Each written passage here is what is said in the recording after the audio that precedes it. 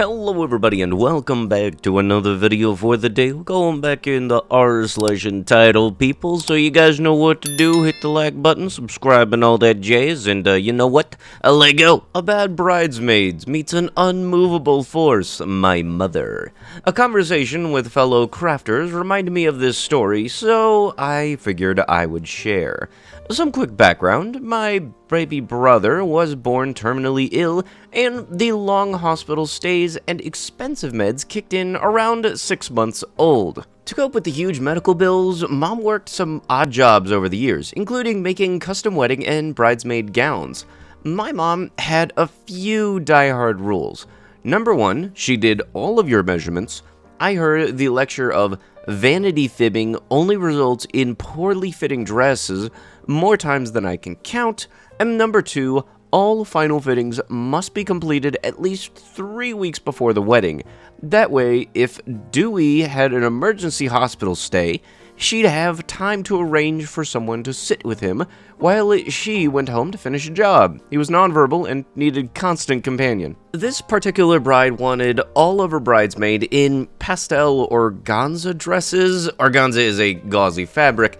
The base dresses were white, covered with these colors. Unfortunately, the bride had more bridesmaids than pastel shades the fabric came in, meaning one lucky bridesmaid wore tan.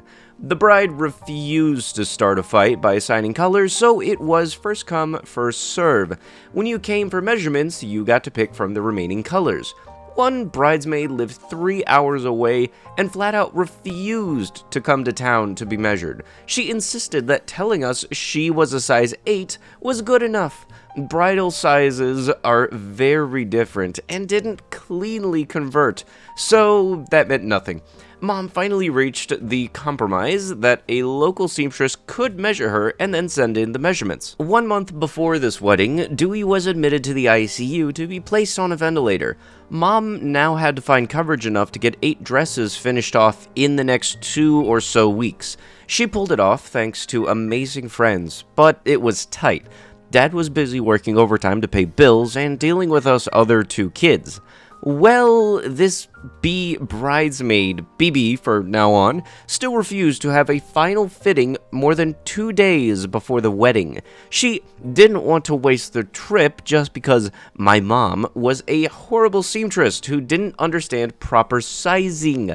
I was cleaning up seed pearls during that lovely conversation. My mom begged a friend to sit with Dewey for an entire day so she could do the fitting and adjustments all at once. BB was 2 hours late. When she arrived, she saw the hideous tan dress and began literally screaming about how it wasn't fair and my mom must have picked that color. She demanded another bridesmaid return their dress and both dresses get swapped colors. It would have been a 20+ hours of work, so Mom laughed and told her that it was a big no. The bride arrived and told her friend that the color was the only option left and that she was sorry, but it was that dropout of the wedding and pay for the dress anyways. BB finally agreed to put it on, yet she lied about her size. When the zipper didn't go all the way up, Mom whipped out the measuring tape, only to discover this person had shaved 1 to 2 inches off of every measurement except height. Her defense was that she wasn't going to let the jealous seamstress lie about her, so she fixed the numbers before passing them on. By this point, my mom was all but breathing fire. Her son's life hung in the balance, and this lunatic was making her life hell. My mom demanded double for the dress because she was going to have to add strips to the base white dresses to make it big enough to make a whole new overdress from organza. It was doubling the time and adding substantially to fabric costs.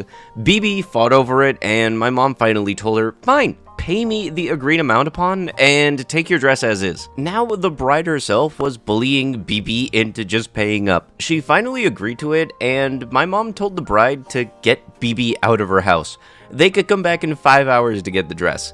Thankfully, the redone dress was a perfect fit. BB paid the remaining balance and left after that.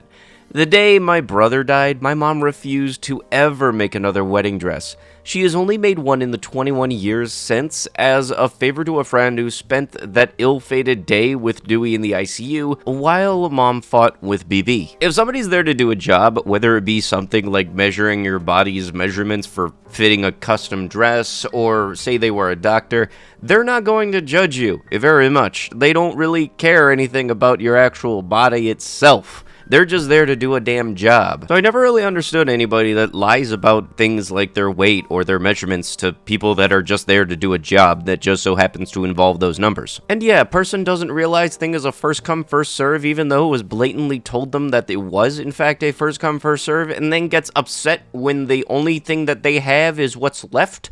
Oh darn, how that ever could have been avoided. God forbid you made the trip one day. My teacher cut the tube for my insulin pump because we couldn't have headphones in class. This happened when I was in middle school, you know, back in the days of wired headphones, so about 2011 or something. I'm 24, am currently, been the type 1 diabetic since I was about 4 years old, and I use a continuous glucose monitor as an insulin pump.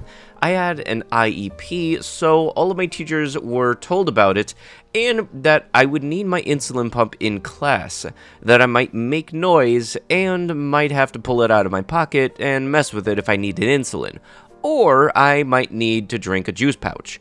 And I was able to do so at my discretion.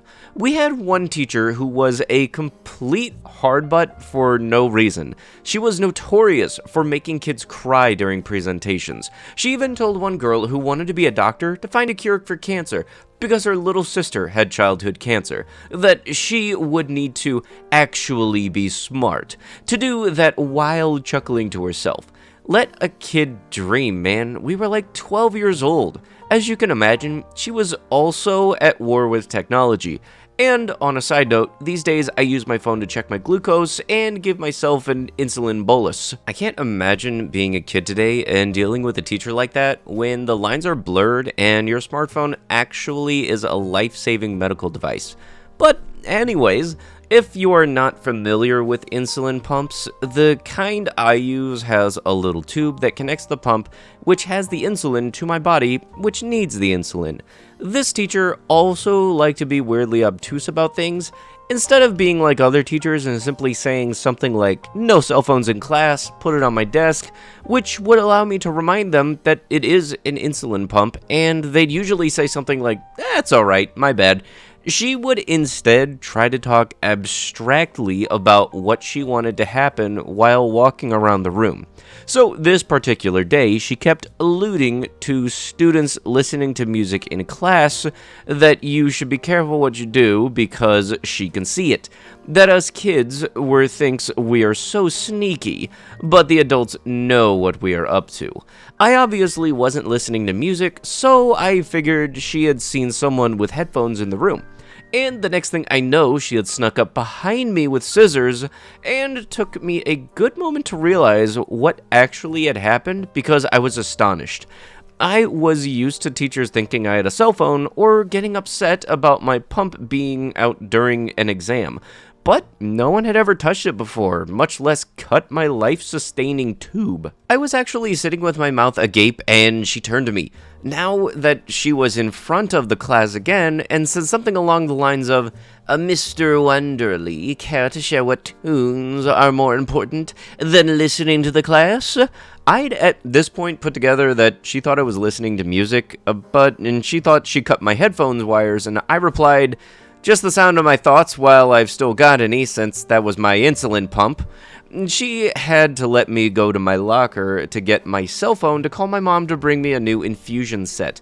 My parents insisted no cell phones until high school, but my mom was so scared with me being a type 1 diabetic and too dyslexic to remember a phone number that she wanted me to be able to easily call her, so she got me a $15 Walmart phone and put minutes on it.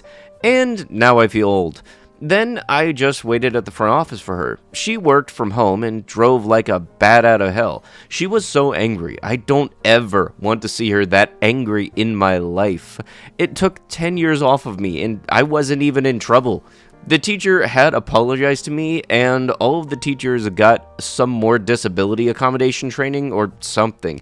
Kind of an anticlimactic end, but a friend thought it was entertaining, and I thought I should share. Edit. I'm going to put some of my comments here so no one has to dig if you want more information. Yes, she knew that I had a pump, I had an IEP, and my teachers were given the information they needed to know about my diabetes. Even still, a lot of non-diabetics just don't get it, so they forget. It would happen a lot, and teachers would ask for my phone if they saw me messing with it under my desk. Really, I was going through a thing and embarrassed about being diabetic, so I would often try and hide it, so I get how they thought I had a phone, but a simple reminder it's a pump was enough for every other teacher. Yes, she did get really close to me. I was facing the front of the room and looked at the projector screen and to take notes. She snuck up behind me from the back of the room where she was lecturing us from and reached her arm around towards me with the scissors. I didn't notice her doing that. Kids used to keep their iPod or whatever in their pockets and then run their headphones up their shirt, but sometimes left a little out of the wire peeking out of their pocket just to get to their shirt. That's where she cut the pump and was down at my waist. In terms of her apology, it wasn't too bad. We had a meeting with her, the principal, assistant principal, and a lady from the special education office, plus me and my parents. She said that she was sorry for her actions and that she shouldn't have treated me the way, and she hopes I don't grow up to expect people to act like that towards me. She forgot I had a pump, but I didn't feel like she was making an excuse. She was saying that she would have been more mindful and it was her fault and that I did nothing wrong. She also said I was brave and calm in the face of adversity, stuff like that. And then she apologized to my mom and dad for frightening them and for any cost. She offered to pay for it, but they declined. They wanted all of the teachers to get more education about kids with diabetes, and the school had like a nurse diabetes educationer or someone to come in and talk to the teachers. No, my parents didn't sue her or the school. No, she wasn't fired. Yes, I still had to be in her class, and yes, I did have extra supplies kept in the nurse's office, but I also just really wanted my mom in that moment because I was a kid. This was a tiny school and did a lot of backwards things. They mishandled my learning disability as well, and one year one of my teachers was surprised my dad has mild cerebral palsy and thought it must be so tough for me having to deal with that, and would talk to him like he's 5 during student-teacher conferences. He's an engineer. Edit 2. When my mom showed up, I was sitting in the office waiting for her. I think it took her like 15 minutes to get their post-phone call, and she asked me if I was okay and checked out the damage that was done. I could tell that she was mad, not with me, obviously. She walked straight up to the receptionist and just asked where the teacher was, and they phoned the classroom and had my teacher come to the office. The principal also came out. My mom ripped her a new one, but she didn't yell, though I honestly think that made it more terrifying that she was very collected. I don't remember word for word, but basically she said that removing my insulin pump was a violation of my IEP, not to mention that it was a medical device and an extension of my body which is keeping me alive, and that she would have the audacity to damage life-saving medical equipment was reckless and criminal. That type 1 diabetes is no joke and takes lives. That she should count herself lucky that she didn't damage the pump itself, and she let her know how expensive they are and everything they had to do to get one. She had years of practice having to argue to take food into places that they don't let you take outside food, or in the airport that they can't take my pump through the scanners, etc. She was very practiced at putting the fear of God into people, but in a way that they can't turn it on her and say that she is being disruptive. Then she took me home for the rest of the day. I'm a little bit familiar with diabetic machinery, considering I've worked with people who have those pumps inserted into the side of their bodies, and very much that's not something that anybody should be messing with. And what kind of power trip did the teacher have to think that they had where they could get away with that whatsoever? You just gonna walk up and go to a kid's waist with scissors? Yeah, no, that totally sounds great. That teacher's lucky that they're still able to teach and have a license for such, because I'm fairly certain going at a student with scissors doesn't sound like something that would let somebody be around kids. Even if it was just headphones, still doesn't make it alright. Send the kid to the principal's office if they are actually listening to music or being disruptive in class. But if you don't know 100% that the kid is in fact doing that, then maybe ask. Karen doesn't realize I'm a citizen and tries to enslave wife and I with fake debts. A story about somebody much more well-off than I, expecting me to meet their financial obligations while demanding that I falsify medical paperwork and commit insurance fraud while withholding pay. Basically, my wife and I had just immigrated back to the US and needed jobs and a place to stay. We thought that we'd struck gold when a fabulously wealthy woman hired myself as a groundskeeper and maintenance guy, and my wife as a cook and maid for her elderly parents. The pay was low, but part of it involved being able to live rent-free in the second house on the estate. The elderly couple were extremely senile, but still the sweetest old folks that you can imagine. It was a really nice property, so for a few months, everything was alright. Then, about 3 months in, my wife noticed the pantry, which was itself bigger than our living room, was not being restocked by the grocery delivery company that normally did these things. We contacted our employer, who flew into a rage that managing that sort of thing was our responsibility, so she had canceled the delivery service without telling us. It became apparent that she fully expected us to notice and take care of it ourselves. When I asked her how she expected us to buy groceries for her parents when she didn't tell us she had canceled the services, she became extremely irate. A direct quote of, "Then why the F do I sign a check to you, each of you, every week for?" Yeah, this be earnestly thought that she would be using our personal paychecks, which we were not very big, to pay for her parents' upkeep. After much deliberation, she grudgingly left us a credit card to go out and buy groceries for her parents, which added to our workload at no extra pay. But we didn't have anywhere else to stay, and no other job lined up, so we just had to deal with it. Well, another few months go by, and she contacts us again. She wants us to sign something. The paperwork shows up, and it's a request for medical documentation from an insurance company. This chick wants us to attach our timesheets to it, sign it, and send it back to the insurance company. Well, I read it, and it becomes apparent that she has elder care insurance to pay for live-in nursing services, and has told them that we are nurses, so she can try to get them to pay our wages. I contact her to inform her that we have not provided medical care, and are not licensed to, and will not fill out the paperwork. Cue the mother of all shitstorms. Karen goes nuts, screaming into the phone about how much she has done for us and that we owe her, how she will report that we are neglecting her parents, and then call immigration on us and have us deported. I don't think she ever realized I am a citizen and my wife immigrated legally. I tell her that what she is asking us to do is fraud, and that I'd rather get fired than arrested for a felony. I tell her she has 90 days to find a replacement for us, and that we will be moving out. Things devolve into her screaming about how much money she has, and how she is besties with the cop, and has a bunch of expensive lawyers to sue me with. I suggest she ask one of those lawyers how they feel about defending her for insurance fraud, and hang up. My wife and I continue our services for the old folks while looking for a new place, because they were actually super nice and the situation wasn't their fault. They were also very senile, mistaking us for other people they knew, forgetting that they had kids, etc., etc. So they can't be held accountable for their daughter's behavior, as they lack any ability to intervene. Then, instead of a paycheck, I get a bill for the last 8 months of rent, and a note that she isn't paying our wages until we pay her back for everything we owe her, plus interest. She had valued the rent of the second house provided in our contract at more than she paid us monthly, so we'd never actually be able to pay it off. Yeah, this bee actually tried to make us into indentured servants. So, without responding, I continue performing my duties, studiously keeping logs of our hours and retaining all of the receipts for how much more she owed us. 90 days go by without a paycheck.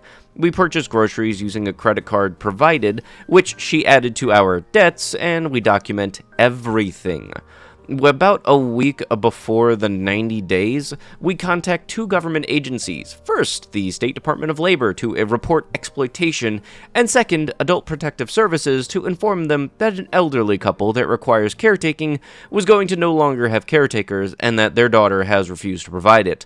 Then we call her and inform her that she is going to be receiving some phone calls from these agencies shortly and should probably contact her attorney. There was about 60 seconds of dead silence on the phone, and then hysterical laughter, and she hung up. Okay, not the response I expected, but F it. One more week, and we're gone. 8 hours later, she shows up in the driveway in a rental car. This bee bought a one-way plane ticket to come out to the estate and report us to the cops for trespassing on the property.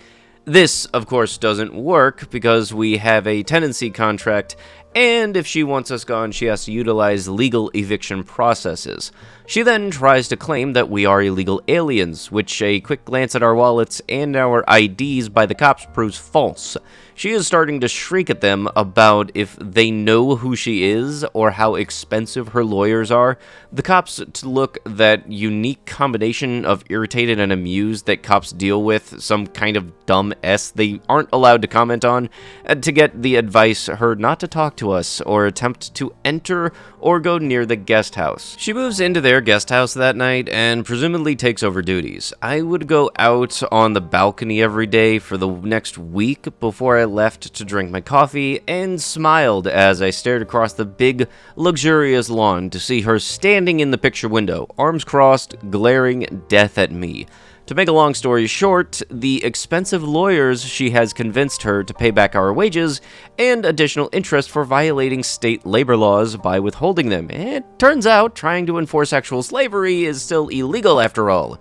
Who knew? Well, I can tell you this, apparently Karen didn't. And what do you want to bet that she's willing to try it again in the future? Makes you kind of wonder how many times she's going to try going to her lawyers, and after a while the lawyers are just going to say, look, Karen, just stop. But with that, that is going to have to be it with the video. If you guys would like to be absolutely amazing, show your support, and see more videos like this one in the near future, be sure to hit that like button, leave a comment down below to start up the wholesome internet discussions, and if you guys have not already, subscribe to the channel and turn on the notifications. I'll be sure to see you guys in the next one. Thank you so much for watching, and bye-bye.